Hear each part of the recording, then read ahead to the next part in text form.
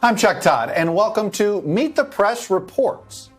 We're excited to bring you something new, somewhere new, right here on NBC News Now and Peacock.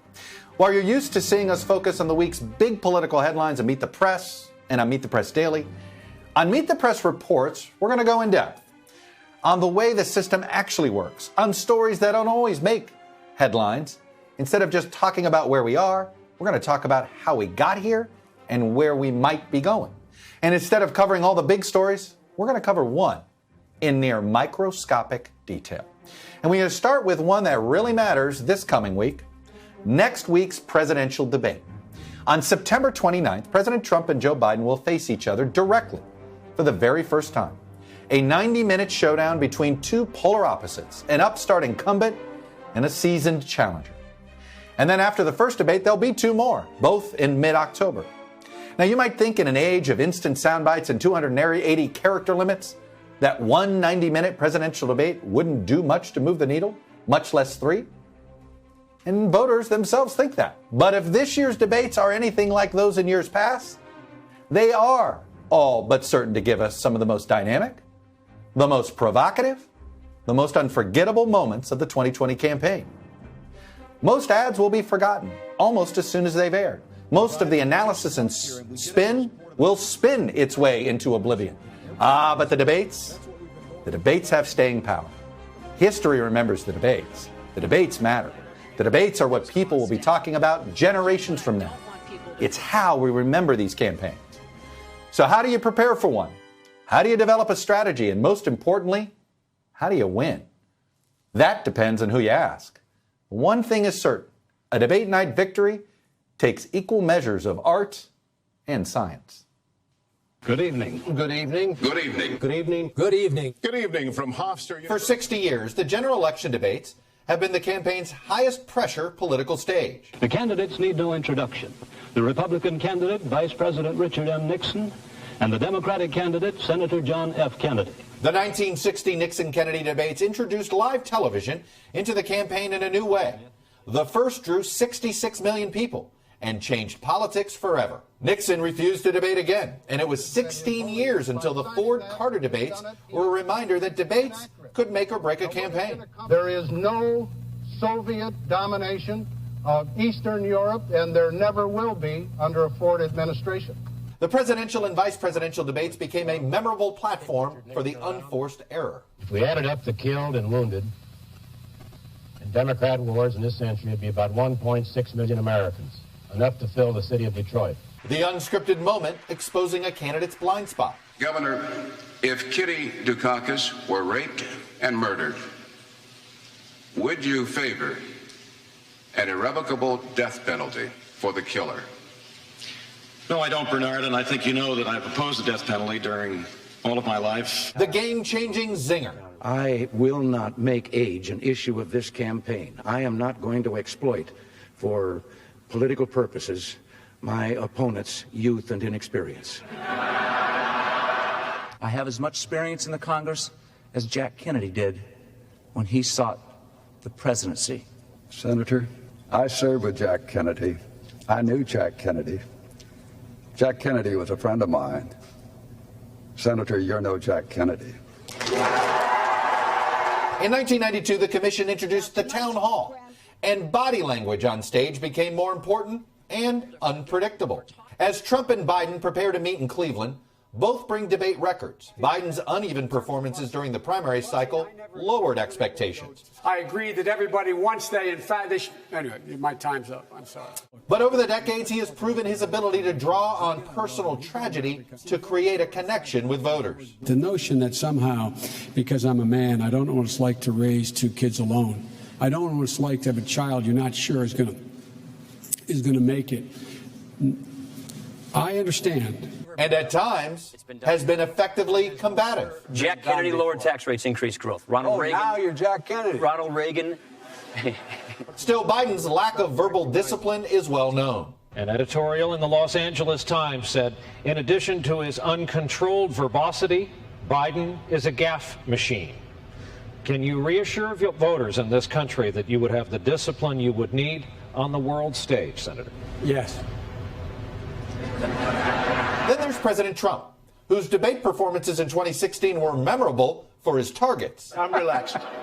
You're the basket case. Don't worry about it, little Marco. What we want to do is to replenish the Social Security Trust Fund, including the debate moderators.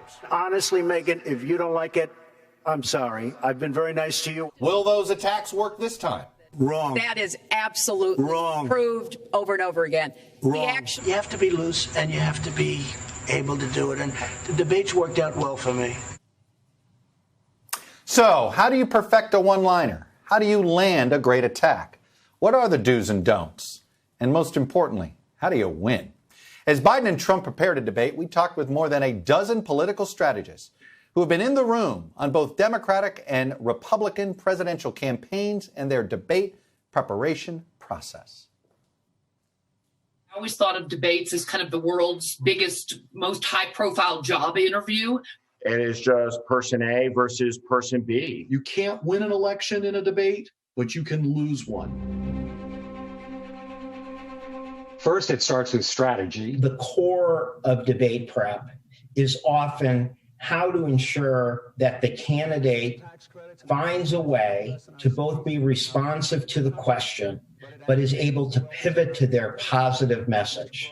In the summer, before you get to the actual practice, people build briefing books. The process really starts with a lot of briefing books. There's a lot of early homework that goes into the probably 3 to 5 weeks before the debates of debate practice. The debate prep team feels they've done their job if the candidate does not hear or experience something for the first time. Eventually you get to the point where you do in-person mock sessions. Senator Kerry would leave the room. Everybody could have their say. He'd come back, and then the 2 or 3 people who could talk would say, this is what we think, and this is how you should do it differently. We had Senator Judd Gregg play Al Gore, and he started the process early by just preparing. Well, I watched a tremendous number of videos, tremendous amount of audio. What I don't do is I don't imitate. A lot of people think you play these people by trying to sound like them or act like them. I don't believe that. When that first exchange was over and she sat down, she kept saying, it was very smart when Donald said this, or he's very smart when Trump said that. And I was thinking, you know what? She's not saying Philippe. She's saying Trump. And I clearly have done my job. Working with Jerry Ferraro was a real treat. When I would challenge her as George Herbert Walker Bush in a particularly aggressive way, she would literally walk over to my podium and slug me. So by the end of the rehearsals, I had a black and blue right arm. If you don't get how he's going to respond to a position taken by then Governor Bush, if you don't get how he's going to respond to moderators and how the questions are coming at him, and if you get that wrong, then your candidate, in this case, Governor Bush, is going to be ill-informed. He's not going to be ready. The road to hell in debates is paved by pursuit of the perfect one-liner. We sit around in debate prep and think about how to capture the audience and the press's imagination with a clever line or a way of saying something that also makes a very important argument. You can, have a lot of witty one-liners in your back pocket, but, sometimes those don't work very well anyhow. It's A, difficult to come up with a great line like that, and B, difficult in the pressure of the moment, I think, for a candidate to deliver it or to find the right moment to pull it off. You don't want to spend too much time digging under rocks for surprises. You want to nail what you know is coming. I have been in this situation before where, you think we don't want to tip the press off to an attack that we're going to make because that would tip off our opponent. So we'll just have the candidate land it in the middle of the debate and surprise everyone. And the problem with that is if you don't set it up ahead of time, it doesn't usually land. You can come up with a number of them and you can prep them, but then it really comes down to the candidate appreciating where she or he is in that moment to deliver it. And if it ain't there, don't force it. I'll tell the story about one of the most famous lines, Lloyd Benson looking at Dan Quayle and saying, Senator, you're no Jack Kennedy. It was anticipated but not scripted. You tend to prepare for the last debate. And what I mean by that is in our first debate, it was dominated by Al Gore making these exaggerated sighs about Governor Bush's record. He looked terrible. And so we came up with a line for the second debate, if he did that again, that Governor Bush would say, "Stop sighing about my record." And of course, Vice President Gore's advisors told him that the sighing looked ridiculous, and so he didn't do it again. And so Governor Bush never had a chance to use that line. John Kerry went into that debate with a little mantra in his head, which is, he says Saddam, you say Osama. And it was a defining moment in that debate, because after the president did it, Senator Kerry turned to him and said, Saddam Hussein didn't attack us. Osama bin Laden attacked us. Consider in 1992 with Bill Clinton.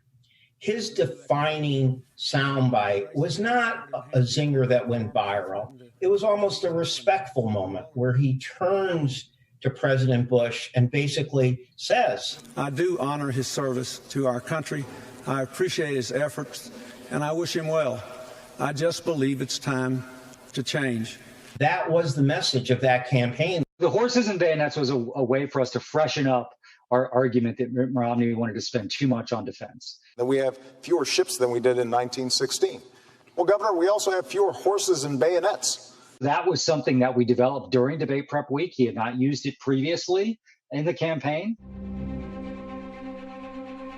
Body language piece is huge in understanding the candidate and how the candidate is really feeling in that moment. They can get won or lost by body language. You had in 92, right? You had the accidental moment. You had George Herbert Walker Bush look at his watch. You want everybody in America to get the feeling there's nowhere you'd rather be than on that debate stage. It's not just about when you're talking or pausing. It's understanding that that camera is on you at all times. Governor Bush was answering a question, and then Rob Portman, Senator Portman, went up behind him and just sort of lurked behind him. And Bush, being Bush, just kind of broke character and looked at him and laughed and said, like, what the hell are you doing? So I was sitting next to Rob Portman in the debate in the audience, and, Gore did exactly what Portman said. And he came up behind him. And if you go back and you look at that, Bush just kind of looks at him like, what are you doing? And it's a funny moment. People literally laughed in the audience, but it was very much a moment that Bush won.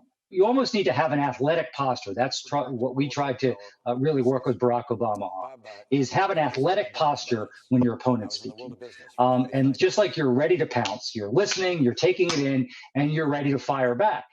In that debate in St. Louis, when Trump was sort of circling behind her, almost stalking her, looming over her, and Hillary just kept going. Use real life examples. You can get bogged down in too many details or facts or figures. Know your stuff, know where you are, and command the moment. A very big mistake is to get so lost in the weeds of the question that you miss the larger human value and moment behind the question being asked. Really, what the debate is a big national platform for you to make your most convincing message to a very large number of voters. Don't let yourself be on the defensive. No matter how hard your opponent comes at you. You have to be able to connect with your audience. Don't forget to show your humanity, because at the end of the day, that's what people are looking for. Be super prepared, be confident you're ready for whatever, but have fun out there. Like, this is an opportunity to seize the presidency. They're won or lost based upon your ability to drive message. It's whether or not you win the big ideas and whether or not you win the big moments. It is a combination of getting out your message, your key points and values on the key issue, but also defining yourself as the person that you want to be. These debates are always come down to the moments that are genuine and authentic. At the end of the day, the person who won is really going to be determined by how the American people perceive them, and whether or not they saw a president in that moment or they saw a wannabe. A successful debate is where you have a set of hits coming in that you want to do. You're able to set them up, your candidate lands them, and then you're able to continue to push them for the following week. Debates are only useful to the degree they help you win or block you from winning. What the debate meant and who won it and who lost it isn't formed necessarily in the moment of the debate. It's formed by the coverage in the 24 to 48 to 72 hours after the debate. What's played, what's defined. I think you win a debate by coming off the stage and having people feel good about you as a person, especially, and about your willingness to take the nation to a better place. So how can Trump and Biden apply these lessons as they prepare to meet on stage? Well, joining me now are Philippe Reines, Hillary Clinton's former spokesman who played Donald Trump in her debate preparations, and Brett O'Donnell, who has helped prepare George W. Bush, John McCain, Mitt Romney, among others, for debates. Welcome to you both, and folks will see both of you were throughout our larger piece there. But let's bring it to Trump v. Biden. Brett O'Donnell, I want to start with you, because I got to think, if Donald Trump asked you to prepare, could you prepare him? And the reason I ask this is, I've known you for a while. You're a well-prepared guy. Donald Trump is a seat-of-the-pants guy. Can you prepare Donald Trump for a debate? Well, every candidate is different in how they prepare. And so, every approach I've taken with the 5 presidential candidates I've worked with has been slightly different. So, I think I could. It's just a matter of gauging what makes for most success and prep with him. And it seems like from, stories I've heard from his team, it's not doing mock debates. It's actually sitting around and talking about issues and maybe rehearsing moments, but not doing full-on mock debates. I've worked with some who are really a lot like that, who don't want to do an exact mock debate for 90 minutes. They want to sit around a table and talk about the issues and try to come up with stories that might fit the moment. Philippe, you famously played Donald Trump in the Hillary Clinton mock debates. What were mock debates helpful to Secretary Clinton? And if so, why is that preferable to, say, doing what it sounded like what Brett described as sort of, in baseball, I think they call it pepper ball, where you just sort of, you're just quickly trying to grab grounders. You're throwing balls quickly at them to see if they can field it. Well, look, what might be helpful to Hillary Clinton might not be helpful to Joe Biden. I mean, everyone has different ways of learning, including the three of us.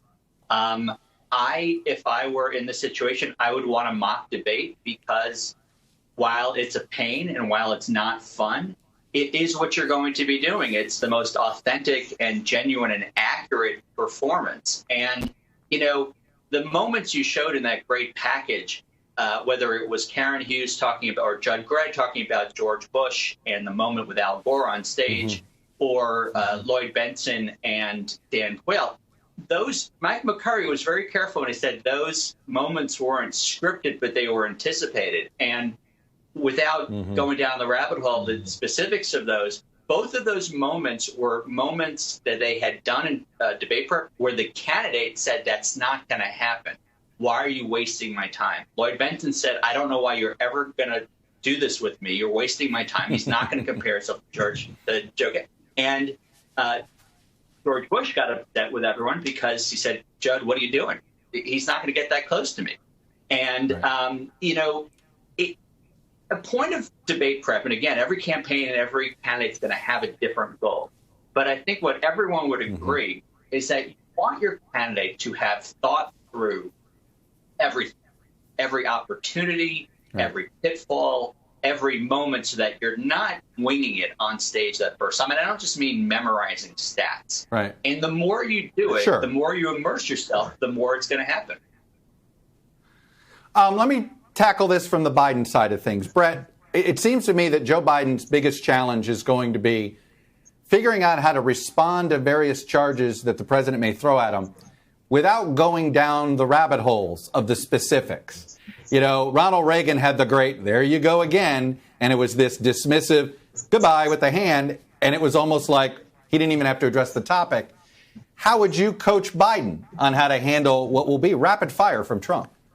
Yeah, this has been the sort of hermeneutic key for Donald Trump. It's a matter of figuring out how to handle what Donald Trump does and how he debates. I mean, he is the most unconventional candidate there is, and candidates have yet to figure out how to do that. If I were coaching Biden, I would tell him to stay on offense.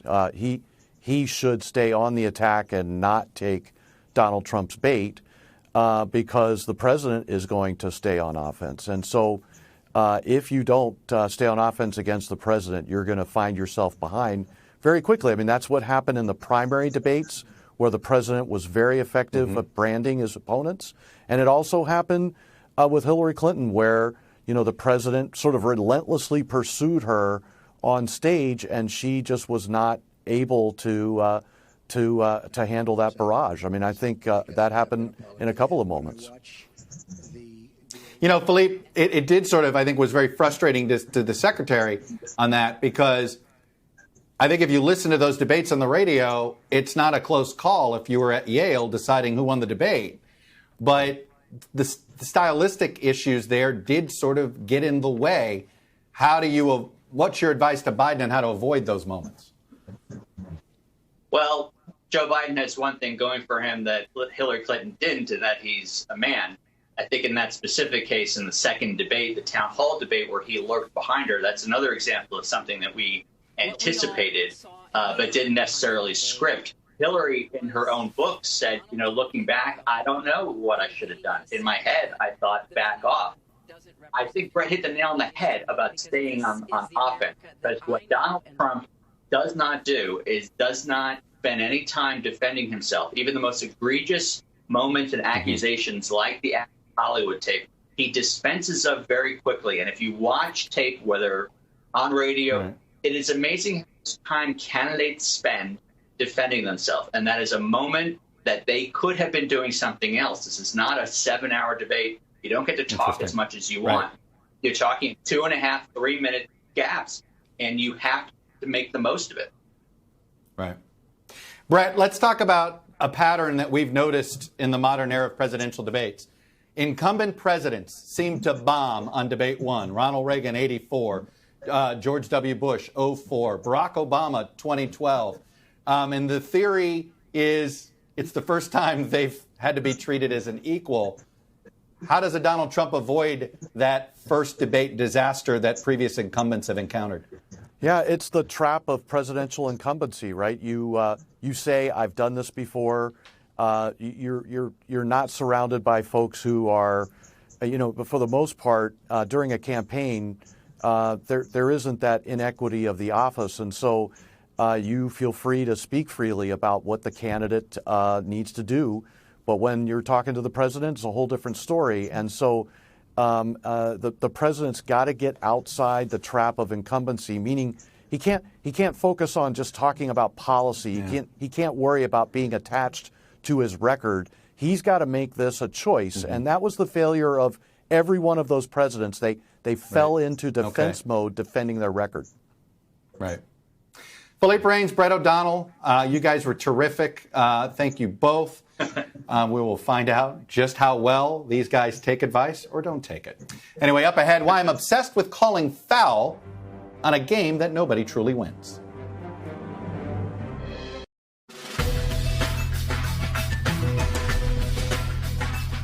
And finally this week, I'm obsessed with a hard and fast, ironclad, unbreakable rule of governance that you will not actually find in print anywhere. Case in point. In the week after Justice Ginsburg's death, President Trump and GOP leadership have been scrambling to nominate and confirm a Supreme Court justice before Election Day.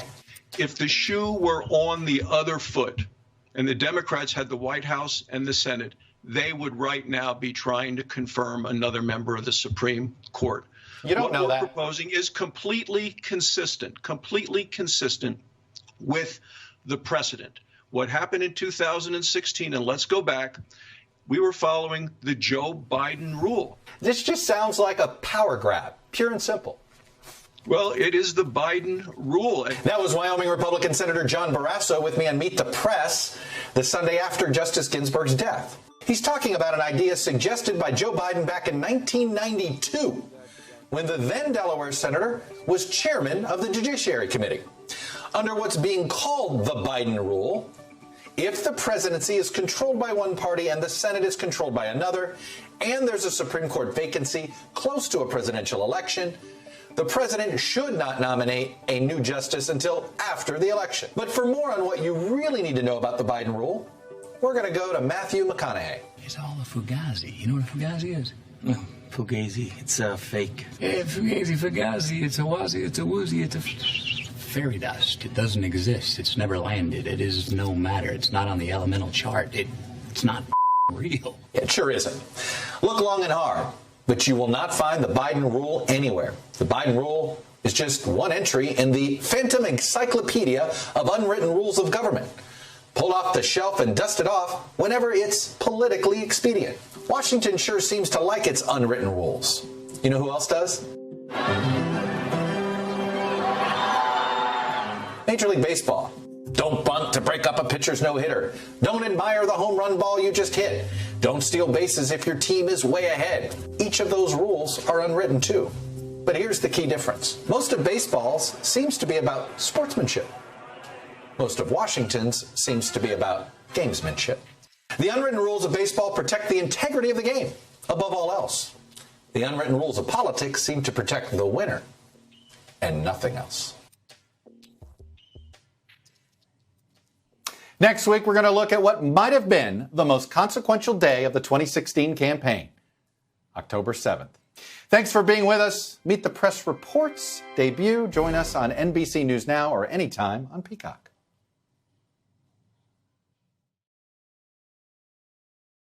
Hey, thanks for watching our YouTube channel. Follow today's top stories and breaking news by downloading the NBC News app.